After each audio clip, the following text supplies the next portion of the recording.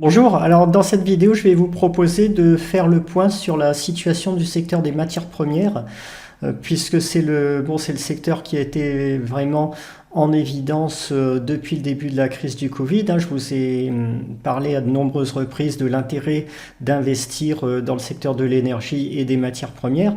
Mais récemment, on a, à mon avis, un changement de tendance qui commence à se mettre en place, et c'est de ça dont je vais vous parler aujourd'hui. Alors ici, vous avez l'indice CRB général des matières premières.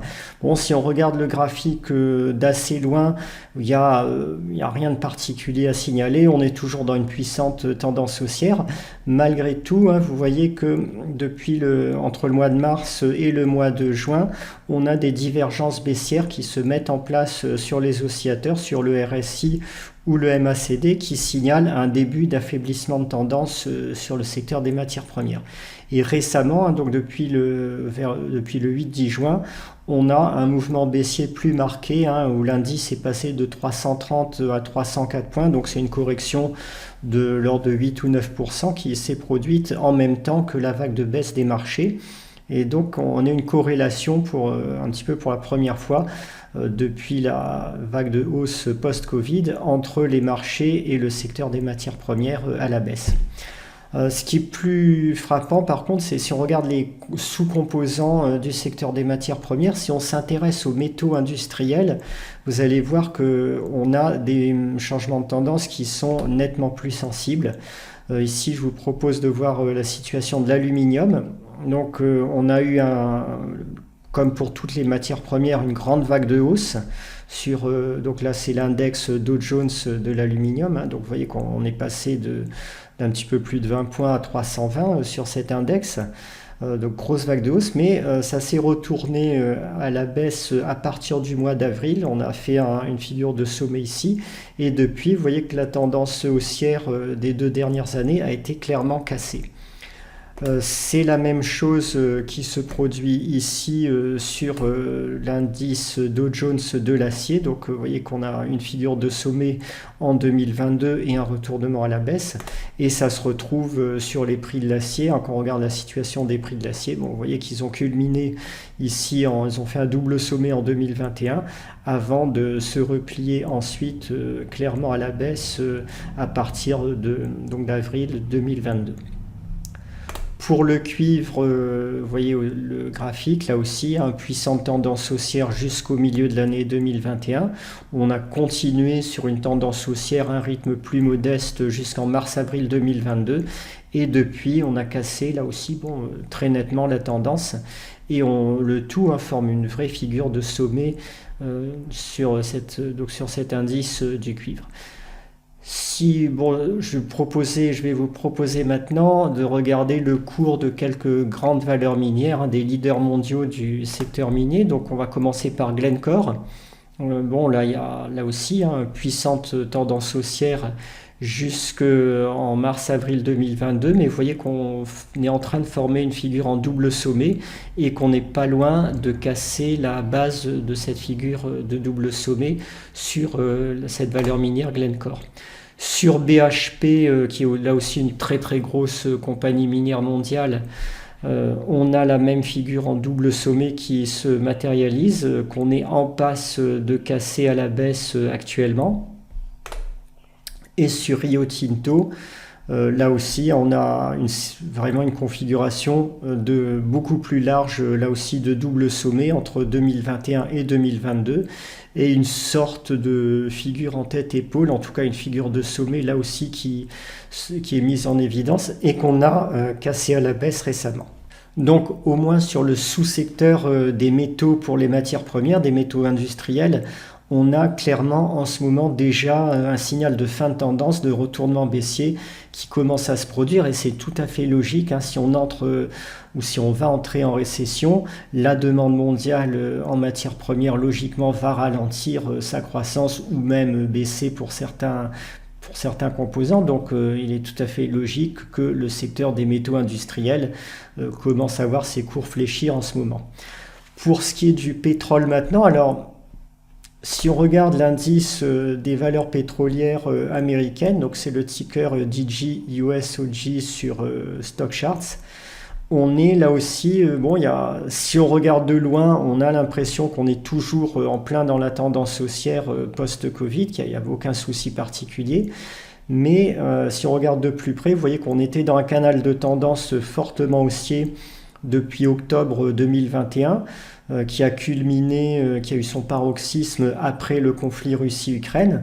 Donc on a été jusqu'au début du mois de juin en forte tendance haussière, et depuis on a une baisse assez brutale de l'indice qui est passé de 900 à 723 points, donc il a perdu une vingtaine de pourcents depuis le début du mois de juin, et qui commence donc à casser son canal de tendance haussier ici. Donc il y a là aussi des premiers signes de craquement sur le secteur qui était le plus solide du panier de matières premières jusqu'ici, c'est-à-dire le secteur pétrole, gaz, énergie.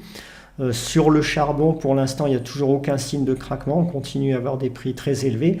Mais vous voyez que progressivement, le champ des matières premières qui restent en tendance haussière franche en ce moment se réduit de plus en plus. Pour les matières premières agricoles maintenant, alors là aussi, on a eu un point culminant de la tendance haussière au mois de mai. Et depuis, on a un début de correction. Alors là, il n'est pas encore question de parler de cassure de tendance haussière. On reste en tendance haussière sur le blé. Mais il commence à y avoir là aussi des signaux d'affaiblissement. Alors, beaucoup d'entre vous, beaucoup d'investisseurs pensent sans doute qu'en situation de forte inflation, de stagflation, les matières premières et l'énergie sont la panacée, sont le refuge dans lequel il faut aller pour se protéger contre la baisse des marchés.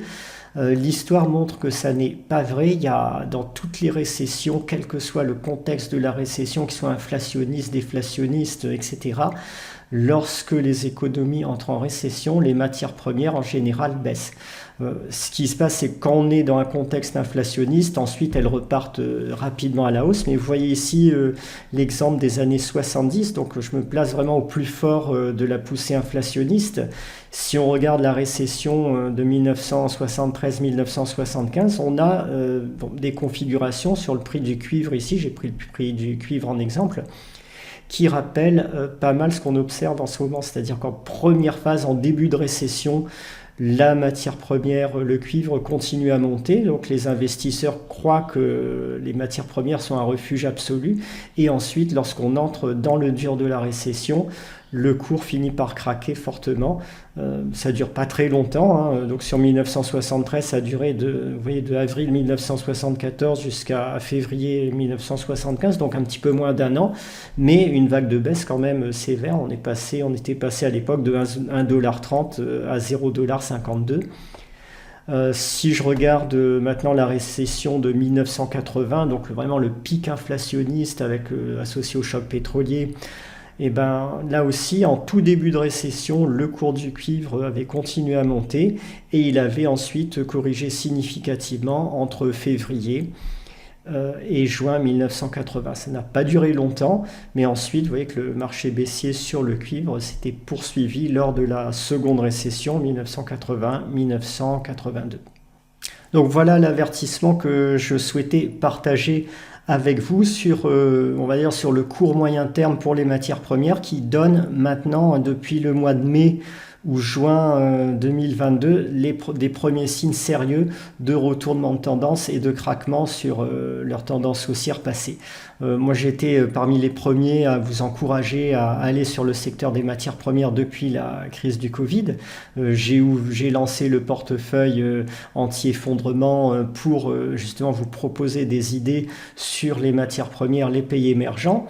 Ça reste une tendance qui est tout à fait exploitable sur le long terme. Il y a peu de doute pour moi sur le fait qu'à des horizons de temps de 3 ans, 5 ans, 10 ans, ce seront des investissements extrêmement rémunérateurs, qu'on est au début d'un grand cycle haussier sur l'énergie et les matières premières, notamment sur le gaz naturel, le pétrole par exemple.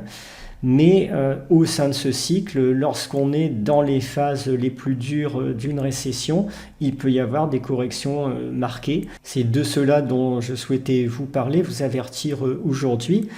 Bon, ce genre de correction n'est pas très longue. En général, ça dure peut-être un an, mais elle peut être marquée, hein. Vous voyez qu'en 2008, sur l'indice des valeurs pétrolières américaines, on était passé de 700 points à 300, à des plus bas aux alentours de 360, 380. Donc on avait perdu pas loin de 50% en l'espace de moins d'un an sur l'indice. Donc en général, ces corrections liées à une récession sur le secteur énergie matières premières sont courtes, mais elles sont assez puissantes.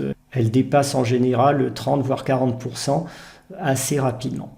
Alors, quelle parade adopter dans des situations comme vers lesquelles on semble se diriger maintenant de cœur de récession? On n'y est pas encore, hein, mais ça pourrait être le cas d'ici quelques mois. Dans ces situations, on voit un peu tous les actifs baisser en même temps, sans qu'il y ait de vrais refuges disponible, la parade, c'est d'avoir pas mal de liquidités. Alors vous allez me dire, c'est un non-sens d'avoir des liquidités à un moment où on a une inflation à 7%, puisque forcément la valeur de ces liquidités va fondre en monnaie constante de 7% par an. Je vous dis évidemment pas de rester cash pendant 5 ans, mais sur la partie, le point dur de la récession, qui peut durer 6 mois, 1 an, ça peut être une très bonne chose d'avoir des liquidités pour pouvoir acheter moins cher tous les actifs vers lesquels vous voulez investir ensuite.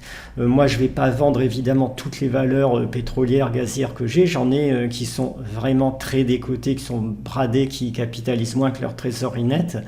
D'autres qui ont des très gros rendements à plus de 7%, qui me permettent de patienter, même si la valeur de l'action baisse un petit peu pendant la phase dure de la crise. Donc je ne vais pas tout vendre, mais j'augmenterai ma part de liquidité. Et vous avez pour vos liquidités la solution d'investir en dollars US, qui est la monnaie de règlement des dettes. Elle a des mauvais fondamentaux sur le long terme, ça ne fait aucun doute. Mais en attendant, à chaque fois qu'il y a une situation de récession, le dollar monte mécaniquement face aux autres monnaies parce que c'est la monnaie de règlement des dettes. Donc vous voyez ici le graphique du dollar face à l'euro, hein, depuis 2021. On était à 0,81 au début de l'année 2021, on est à 0,94 maintenant. Donc ça représente un gain de plus de 15% en l'espace d'un an et demi, et ça compense, exprimé en euros, largement l'inflation. Donc vous avez quand même des solutions pour investir des liquidités, et ensuite évidemment vous pouvez prendre quelques positions baissières sur les indices à condition de savoir les gérer.